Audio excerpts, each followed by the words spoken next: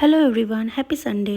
আজকে আমি সকাল সকাল স্নান টান করে রেডি হচ্ছি ডান্স ক্লাসে যাওয়ার জন্য, যেটা কিছুদিন হলো আমি নতুন জয়েন করেছি। আমার জীবনের প্রথম ভালোবাসা হলো নাচ। আমি খুব ছোটবেলা থেকেই ডান্স করতে ভালোবাসি আর অনেক ছোট থেকেই নাচ শিখি। অনেক বছর নাচ শেখার পর একদিন আমাকে ডান্স ছেড়ে দিতে হয় কিছু সমস্যার জন্য। তারপর কয়েক বছর আমার ডান্স বন্ধ ছিল, কোথাও পারফরমেন্সও করতাম না। আগে যখন শিখেছিলাম তখনও লড়াই করে শিখতে হয়েছিল, আর আজও যখন শিখছি সেটাও লড়াই করে শিখতে হচ্ছে। আমার ছোট থেকে স্বপ্ন ছিল আমি নাচ নিয়ে অনেক দূর আগাবো, অনেক বড় বড় স্টেজে পারফরমেন্স করব, অনেক মানুষ আমাকে চিনবে, সম্মান করবে। এটা আমার কাছে একটা ড্রিম। বেশিরভাগ মেয়েরাই ডান্সার হওয়ার স্বপ্ন দেখে, কিন্তু কিছু পারিবারিক সমস্যার জন্য তারা এই স্বপ্ন পূরণ করতে পারে না। স্বপ্নটা স্বপ্নই থেকে যায়। কিন্তু আমি সেই মেয়েদের মধ্যে একজন হতে চাই না। আমি যখন স্বপ্ন দেখেছি আমি সেই স্বপ্ন পূরণ করেই ছাড়বো। প্রতিটা স্বপ্ন আর সাকসেসের পিছনে একটা করে বড় লড়াই আর বাধা থাকে। সেই বাধা অতিক্রম করে যদি তোমরা লড়াই আর পরিশ্রম করতে পারো তাহলেই জিতবে, আর না হলে হেরে বসে থাকবে। এটা এখন নিজের উপর ডিপেন্ড করে। বাট আমি তো একদিন বড় শিল্পী হওয়ার স্বপ্ন পূরণ করেই ছাড়বো। তো যাই হোক, তোমাদের সাথে কথা বলতে বলতে খেয়ে দিয়ে রেডি হয়ে আমি শিব মন্দির পৌঁছে গিয়েছি। বাট ডান্স ক্লাসে এসে যেটা ভয় ছিল সেটাই হয়েছে। কিছুক্ষণ ডান্স করার পর থেকে শরীর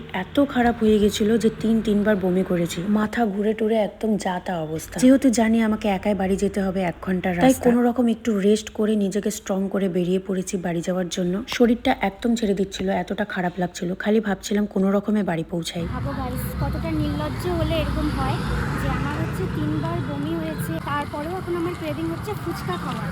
বাট ফুচকার দোকান যেহেতু বসেনি, আমি বেঁচে গেলাম। খাওয়ার পর আরও বেশি শরীরটা খারাপ হয়ে যেত। আমার যতই শরীর খারাপ হোক না কেন, খাওয়ার ক্রেভিংটা যায় না। তা যাই হোক, এখন আমি খালি ওষুধ কিনবো, ওষুধ নিয়ে তারপর বাড়ি চলে যাবো, কারণ শরীরটা এখনও ভালো লাগছে না, খুব উইক হয়ে গেছে।